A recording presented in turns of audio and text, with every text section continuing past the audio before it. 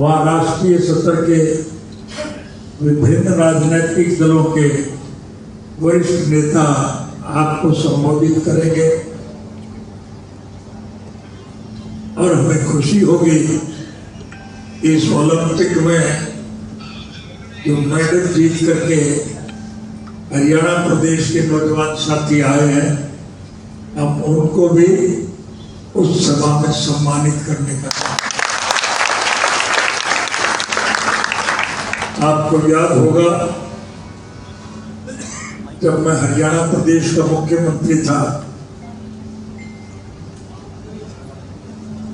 स्वतंत्रता दिवस के उपलक्ष्य में मुझे राष्ट्रीय ध्वज फहराने का मौका पार्टी ने रोहतक में दिया और रोहतक में जब मैं मंच पर बैठा था, नई पीढ़ी के नौजवान साथी जो मार्च कर रहे थे, तो मैंने एक बात कही थी कि ये जो दीवारों पे लिखा हुआ है कि कौन बनेगा करोड़पति, ये तो गलत भी हो सकता है, लेकिन सिडनी के ओलंपिक में जो नौजवान साथी मेडल लेकर के आएगा, जो गोल्ड मेडल लेकर के आएगा, उसको 1 करोड़ रुपया देंगे और जो चांदी का मेडल लेकर के आएगा उसको 50 लाख रुपया और कांस्य पदक विजेता को 25 लाख रुपए। संयोग से उस ओलंपिक में हरियाणा प्रदेश की एक महिला कर्णम मल्लेश्वरी, जो आंध्र प्रदेश की लड़की थी, हरियाणा में ब्याह की थी, उसने कांस्य पदक जीता था।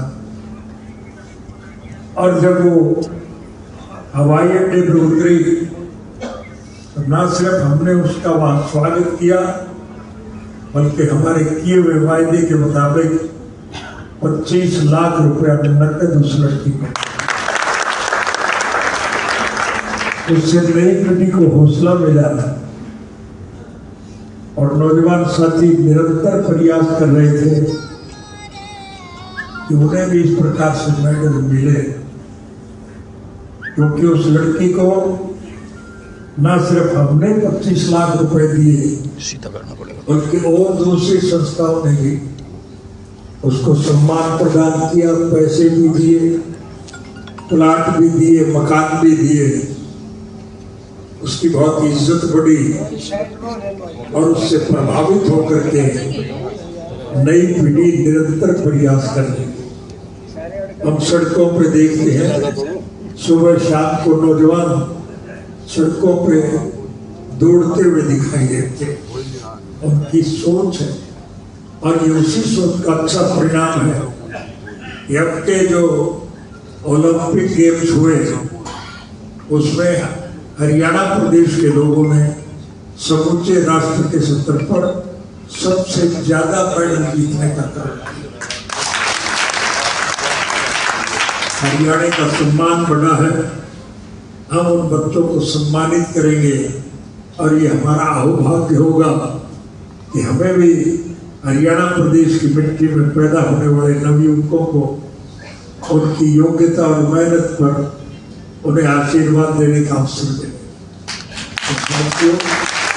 भाषण नहीं देना चाहता, बल्कि आपसे मिलने आया हूं और बहुत लंबे समय के बाद, लगभग 11 वर्ष के बाद आपसे मिलने का मुझे अवसर मिला। 2005 में जब हमारी सरकार था कि मैंने 3610 बच्चों को नौकरी देने का काम किया। आपको सुन के हैरानी होगी कि जिन बच्चों को हमने नौकरी दी थी उनकी तो तरक्की हो गई। और अजीब इत्तेफाक की बात ये सुनो कि जो शिकायत करने वाला व्यक्ति था उसको भी हमारे बराबर 10 साल की सजा हुई।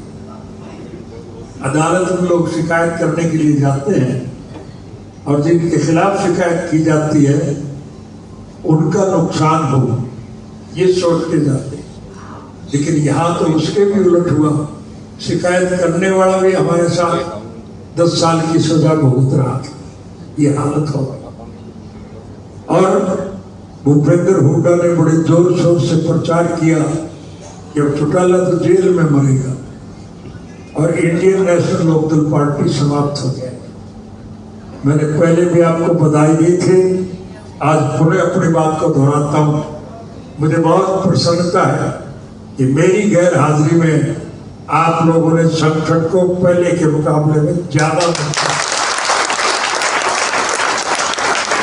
ये बात मैं नहीं कह रहा हूं, बल्कि विरोध पक्ष के लोग भी इस बात को मान के चलते हैं कि संगठनात्मक दृष्टि से इंडियन नेशनल लोकदल पार्टी का कोई मुकाबला,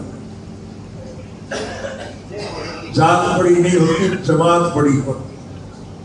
और प्रजातांत्रिक प्रणाली में जनता जनार्दन के सहयोग और समर्थन से जब सरकारें बनती है तो फिर चुनी हुई सरकार की जिम्मेवारी होती है कि वो जनहित के कामों में रुचि ले, विकास के कामों को गति दे और लोगों की दुख तकलीफ को दूर करने का काम करे। और यदि सरकार इन बातों को ना करती हो तो फिर जनता जनार्दन की जिम्मेवारी होती है कि वो इस प्रकार की सरकार का पतन करे और एक अच्छी सरकार का गठन करे।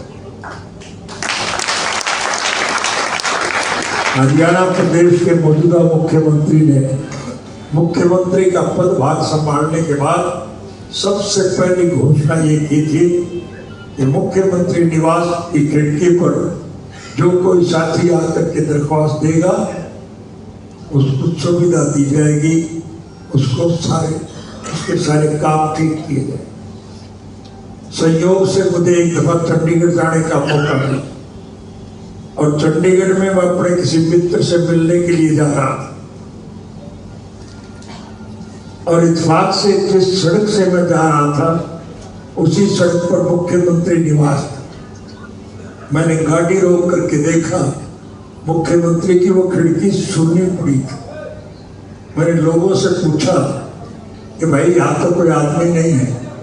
तब मुझे लोगों ने बताया कि आदमी यहाँ क्या होगा, जो कोई सरकार को दरख्वास्त देने आता है उसे पुलिस के द्वारा धक्के मार करके निकाल दिया जाए, इसलिए लोग नहीं आते। हमने उसी वक्त मन में एक धारणा कर ली कि लोगों ने अवसर प्रदान लगाने वाले साथियों से निवेदन करूंगा कि नारे किसी व्यक्ति विशेष के नहीं, नारे पार्टी के लगाए जाने चाहिए। अगर नारे से काम चलता तो मैं 10 साल जेल में खाली बैठा था, एकला ही चला। इसलिए मैंने एक निर्णय लिया था और आप लोगों के प्रयासों से, मेहनत से जब हमें सरकार बनाने का अवसर मिला तो सबसे पहले हमने उस नीति को बदलने का काम किया। हमारे शासनकाल में लोग सरकार के पास नहीं जाते थे, सरकार लोगों के पास जाती थी। और सरकार आपके द्वार कार्यक्रम के तहत मैं आपके एक गांव में गया था कि नहीं गया था, और गांव के लोगों ने जो मांग रखी वो हाथ की हाथ पूरी की थी कि नहीं की थी। कई ऐसी मांगे भी थी जो लोगों ने नहीं मांगी, लेकिन व्यवहारिक ज्ञान के आधार पर मैं समझता था कि वो बनानी भी जरूरी है। हमारी संस्कृति के मुताबिक अगर किसी हिंदू का निधन हो जाए, मृत्यु हो जाए, तो फिर उसका शमशान में दाह संस्कार किया जाए। और आज के दिन की तरह अगर बारिश बरसती हो और शमशान के रास्ते पानी से भरे हुए हो और किसी बुजुर्ग का अगर देहांत हो जाए तो फिर उसको शमशान घाट में ले जाने में दिक्कत आती है कि नहीं आती। और ये हमारी परंपरा नहीं है कि हम घर में किसी का दाह संस्कार करें। इसलिए मैंने सभी शमशान घाटों के रास्ते पक्के बनवाने का आदेश दिया। मुसलमानों की एक रिवाज है, वो जलाते नहीं है, दफनाते हैं।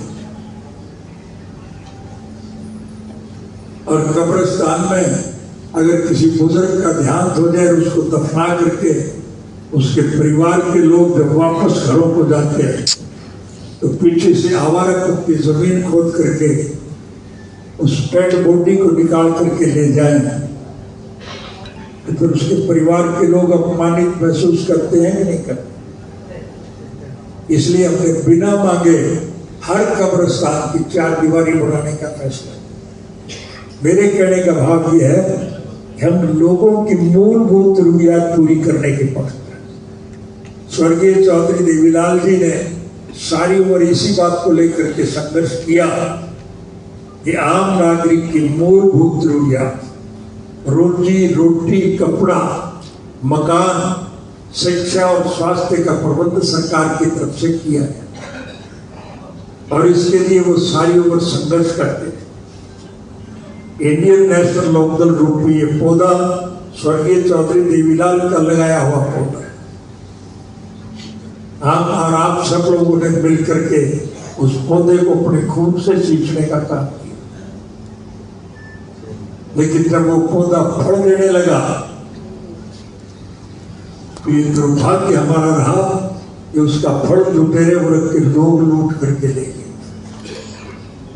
इसलिए मैं आज आपसे विनम्र निवेदन करने आया कि आप संगठन को पहले के मुकाबले में और ज्यादा मजबूत करें। जैसा नटवर सिंह जी ने बताया, हमारा किसी से कोई द्वेष नहीं, हमारा किसी से कोई विरोध नहीं, हमारा कोई व्यक्तिगत स्वार्थ नहीं, हमारा कोई राजनीतिक स्वार्थ नहीं। हम तो स्वर्गीय चौधरी देवीलाल जी के स्वप्न साकार करना चाहते हैं। हम चाहते हैं लोगों को ज्यादा से ज्यादा सुविधा, और इसके लिए संगठन को मजबूत बनाना दिया। जात बड़ी नहीं होती, जमात बड़ी होती। यदि आपका संगठन मजबूत होगा तो फिर आपको 4 साल इंतजार नहीं करना पड़ेगा। आज इस कुशासन से हर नागरिक परेशान। अगर मैं ये कहूं कि राज तो कोई है ही, ये तो चंद लुटेरों के हाथ में सत्ता आ गई, और उनका एक ही मकसद है कि देश की दौलत को लूटा जाए, और इसके लिए इस प्रकार के कानून बनाए जाते हैं जिससे योजनाबद्ध तरीके से इस देश के आम नागरिक की मेहनत का पैसा मुट्ठी भर 15-16 जो उद्योगपति हैं उनके पास योजनाबद्ध तरीके, और उनसे वो सीधा लूट रहे। ये हालत आज इस देश में, और इसकी वजह से आज देश की आर्थिक स्थिति बहुत खराब। 2005 में जब आपकी सरकार गई थी तब हमने 2000 करोड़ रुपया सरकार के खजाने में नकद छोड़ा, और आज 2.5 लाख करोड़ का कर्जा हरियाणा सरकार के सर पर है। 2.5 लाख करोड़ का कर्जा। जो बच्चा पैदा होगा वो अपने सर पर 1 लाख का कर्ज लेकर के पैदा होते बच्चे के सर पर 1 लाख का कर्ज होगा, तो फिर बाकी उम्र में उसकी क्या हालत होगी, ये एक विचार नहीं होता है। आज देश बर्बादी के कगार पर है। हमारा ये देश कृषि प्रधान देश, इस देश की अर्थव्यवस्था केवल खेती पर टिकी। अगर किसान खुशहाल है तो देश मालामाल, और अगर किसान कंगाल है तो देश का बुरा हाल। आज इन लुटेरों ने देश की दयनीय हालत बना। 1978 के पार्लियामेंट के चुनाव में मेरे पिताजी चौधरी देवीलाल जी राजस्थान के झुंझुनू लोकसभा क्षेत्र में एक सभा को संबोधित कर रहे थे। मैं भी उनके साथ गया हूं, और अपने संबोधन में जब वो भ्रष्टाचार पर बोल रहे थे तो उस सभा में उपस्थित एक बुजुर्ग ने खड़े होकर के कहा, चौधरी साहब अब तो भ्रष्टाचार में भ्रष्टाचार हो रहा है। चौधरी साहब समझ नहीं पाए। उन्होंने पूछा कैसे, तो उस बुजुर्ग ने कहा कि पहले पैसे लेकर के काम तो कर दिया करते थे, अब ये कम पैसा भी खा जाते हैं और काम भी नहीं करते। ये हालत आज इस देश में, यही पोजीशन आज हरियाणा प्रदेश। इसलिए इन परिस्थितियों से अगर बचना चाहते हो, अगर इस राष्ट्र का भविष्य उज्जवल बनाना चाहते हो, अगर स्वर्गीय चौधरी देवीलाल के स्वप्न साकार करना चाहते हो, तो फिर आपको मेहनत करनी पड़ेगी। जो रास्ता भटक गए, गुमराह हो गए, जो बेकार लिए गए, उन सबको पुचकार करके वापस अपने परिवार में लाने का काम। दूसरी राजनीतिक पार्टियों के अग्रणी नेता भी आपके साथ शामिल होना चाहते हैं। हमारा कोई किसी से द्वेष नहीं है, उनको भी आप शामिल। अगर संगठन आपका मजबूत होगा तो निश्चित रूप से फिर आपकी सरकार होगी। और हरियाणा प्रदेश में जब आपकी सरकार बढ़ेगी तो उसकी नकल दूसरे प्रदेशों के लोग करेंगे कि नहीं करेंगे? सारे देश का दूषित वातावरण ठीक हो गया। और इसके लिए ज्यादा देर इंतजार करने की जरूरत नहीं। इलाहाबाद का विधानसभा क्षेत्र खाली, वहां उपचुनाव होना है। भारतवर्ष के कानून के मुताबिक 6 महीने के अंदर अंदर किसी भी खाली स्थान को पूर्ण किया जाता है और उस चुनाव को सरकार नहीं करा। लगातार काम की जा रही है, क्योंकि सरकार को डर है कि तुम इस चुनाव में जीत नहीं पाओ। और असलियत यही है कि इलाहाबाद विधानसभा क्षेत्र का जब भी चुनाव होगा, आपकी पार्टी के प्रत्याशी के मुकाबले में जितने भी लोग चुनाव मैदान में उतरेंगे, उनमें से किसी की जमानत नहीं बचेगी। और जब भारी मतों से आपकी पार्टी का प्रत्याशी जीतेगा, तो फिर सरकार में भगदड़ मचेगी कि नहीं मचेगी? गठबंधन टूट जाएगा। इनके चुने हुए विधायक जो हैं वो पार्टियां छोड़ करके भागेंगे आपके साथ शामिल। और जब सरकार अलग मत में होगी तो फिर मध्यावधि चुनाव स्वाभाविक। और जब मध्यावधि चुनाव होंगे तो फिर आपकी सरकार बढ़ेगी कि नहीं बढ़ेगी? तो राज मुलाजिम सारे खोट में काट दूंगा मैं, ये मायना। आपका तो सरकार बनाने के लिए सबको साथ लेना जरूरी। आपकी पार्टी की मेंबरशिप के फॉर्म भरे जा, काफी आपके पास है। जिला के प्रेसिडेंट से संपर्क करो, हल्का के अध्यक्ष से संपर्क करो और वो काफियां लेकर के आप पार्टी के मेंबर बनो। जो आदमी आपकी पार्टी का मेंबर बन जाएगा, वो समर्पण भाव से पार्टी को पूरी तरह से मजबूत बनाने का प्रयास करेगा नहीं करेगा? तो फिर सरकार आपकी बढ़ेगी। इसलिए मैं आपसे निवेदन करने इन विकट परिस्थितियों से देश को बचाने के लिए आपको ज्यादा मेहनत करनी, अन्यथा देश बर्बाद हो गया।